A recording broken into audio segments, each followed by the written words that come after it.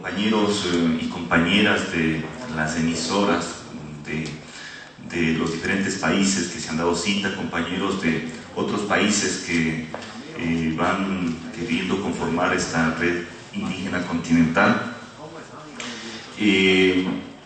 Como ha dicho Lucía, ¿no? Yo pienso que este es un momento muy especial para nosotros, sobre todo porque nos invita a la reflexión, nos invita a mirar la realidad, a mirar el contexto, para desde nuestras prácticas, ya sea de la comunicación radiofónica, como también en otros contextos que nos movemos, podamos tener claro por dónde caminamos. Los pueblos indígenas, a mediados del siglo XX, pero principalmente a fines de los años 60 y 70, empiezan a hacer una búsqueda mutua de organizaciones y de autoridades tradicionales. Líderes indígenas de América del Sur establecen contactos con los jefes de las primeras naciones de los Estados Unidos y el Canadá, y también con líderes de Australia, Nueva Zelanda y el norte de Europa, el pueblo Sami. Entonces, a partir de ahí se genera un movimiento muy importante que hace incidencia en Naciones Unidas, haciendo pasillo en lo que era en ese tiempo la Comisión de Derechos Humanos en Ginebra. De eso resultó que el año de 1982 se creara un primer espacio en Naciones Unidas que se llamó el Grupo de Trabajo sobre Poblaciones Indígenas. Eso fue el año 82.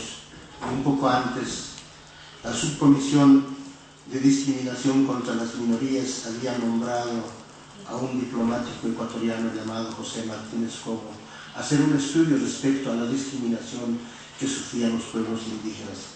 El trabajo que hizo este relator especial, José Martínez Cobo, es lo que ha establecido una especie de cimientos de lo que es ahora los derechos de los pueblos indígenas respecto a su autoidentificación. Lo que tenemos en Bolivia es una situación un poco, digamos, especial. Tenemos un avance muy importante en lo que es la aplicación de los derechos de los pueblos indígenas.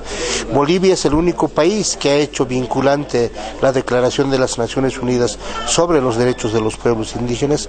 Bolivia es el único país que ha constitucionalizado los derechos establecidos en el convenio 169 de la OIT, y también los derechos que están consignados en la declaración. En ese sentido, Bolivia es siempre un buen ejemplo a seguir en el contexto internacional. Pero tenemos, como había dicho, dificultades en el terreno.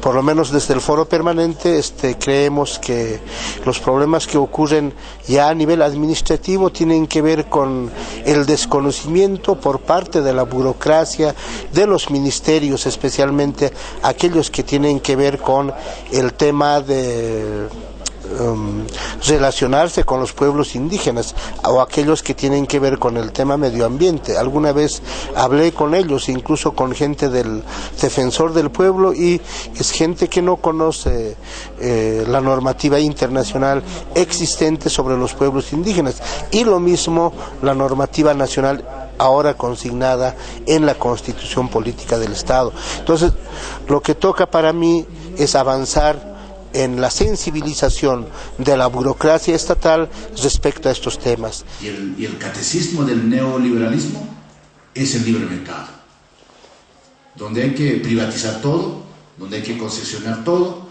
donde el mercado es el que define todos los procesos. Y hay incluso, hay textualmente como Franz Fukuyama, ¿no?, que dijo el fin de la historia.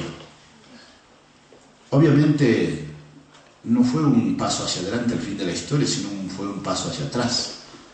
Y ahí está ese punto de partida, ¿no? El punto de partida que los gobiernos neoliberales consideraron la Guerra Fría, la caída del comunismo en Rusia, la aparición de este proceso de globalización homogenizante, era la alternativa en el mundo para tener lo que estaba en la lucha, tener los estados uninacionales, una cultura homogenizante de uno solo, un solo patrón cultural, etc., ¿no? Ese era. Pero contradictoriamente surgieron dos procesos simultáneos que no se vieron.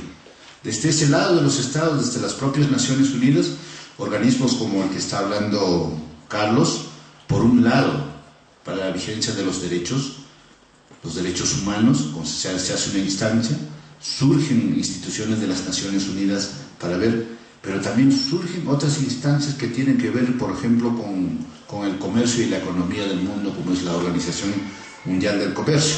Particularmente en Bolivia, donde el movimiento indígena es el actor principal en los procesos de cambios que se están dando, tiene la enorme necesidad que el convenio 169 sea una práctica cotidiana, ¿no? Cuando se tiene que consultar sobre cualquier medida legislativa que quiere sacarlo el Estado, los pueblos indígenas tenemos derecho a la consulta de acuerdo al artículo 6.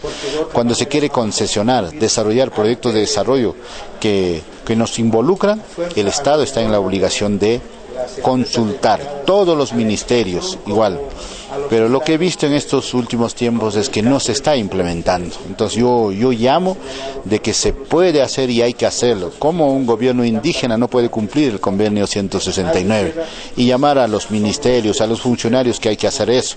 Las empresas mineras, las empresas petroleras, las empresas que están siendo concesionadas para las aguas tienen que pasar por este proceso de la consulta y sobre todo el consentimiento previo, libre e informado, que es una práctica. Y los pueblos tenemos derecho a la libre determinación de acuerdo al artículo 3 de la Declaración de las Naciones Unidas, que es ley en Bolivia, ¿no? ¿Cuáles serían los principales aportes de los pueblos indígenas para mejorar nuestra convivencia intercultural en este mundo globalizado? La COICE, gracias al trabajo conjunto con sus naciones miembros, ha conseguido una adecuada gestión con mirada propia, un compromiso efectivo con nuestro pueblo, resultado de un compromiso de nuestros líderes, dirigentes y técnicos para lograr nuestros objetivos de la agenda indígena amazónica. De nada sirve que tengamos un gobierno indígena, ¿ya? Un gobierno donde realmente debería dar prioridad, en este caso, por ejemplo, las demandas, donde el pueblo, el territorio, concretamente el Chaco, donde aglutina la nación de APG, no se están aplicando lo que dice nuestra declaración y mucho menos lo que dice la misma ley que fue reconocido como ley a nivel de Bolivia, ¿ya? Entonces, muchas veces la diferencia es en que en el discurso se habla bonito, pero en la práctica es diferente. No hay esa aplicación, no hay ese respeto. Hay ese olvido, se olvidan o como que no les interesa nada. Entonces, yo creo que aquí tenemos que tratar de recomendar a nuestros funcionarios de Estado la aplicación de dicha norma, tanto la Constitución como tal, como también la misma declaración que tenemos como una norma internacional. Ahora, por ejemplo, nosotros estamos haciendo los talleres de consulta, si es que seguimos trabajando, porque las empresas petroleras, las industrias petroleras, más los gobiernos, quieren que se siga explotando los recursos dentro de los territorios indígenas. Entonces, los pueblos indígenas ahora nos estamos oponiendo y tenemos este trabajo de consulta a nivel de los 4 países que están formando o donde están beneficiándose las empresas petroleras. Es una grave situación que estamos atravesando en estos momentos, ya sobre cómo tratar de expulsar a las empresas petroleras y no dejar de aquellas otras que quieren entrar en los territorios indígenas particularmente. Porque el recurso petróleo está en los territorios indígenas, están en las comunidades indígenas, no están en las ciudades, no están ahí en la carretera, están allá en los territorios. Entonces es una cuestión que no sé cómo iremos a ver con nuestros funcionarios públicos aquí de Bolivia. Uno de los temas que estaba un poco en observación aquí, por ejemplo, el tema del Tribunal de Garantías Constitucionales, era que esa tiene que ser plurinacionalidad. Y habían puesto enormes requisitos para poder llegar, y una representación indígena en esas condiciones para incorporarse era sumamente complicado, ¿no? Por lo menos en este tiempo, ¿no? Porque no había alguien que reunía esos requisitos enormes que se han dado. En ese proceso, pero va de abajo hacia arriba y no todas las instancias están cerradas. Lo que decía Carlos, de a pocas hemos ido llegando y rompiendo espacios también en varios lados en las instancias internacionales. Hoy uno de los espacios es el foro permanente que se reúne anualmente para discutir temas de los pueblos indígenas, pero hay 9 instancias en las Naciones Unidas donde hay que incorporar Hay tratados internacionales donde los estados están obligados a cumplir.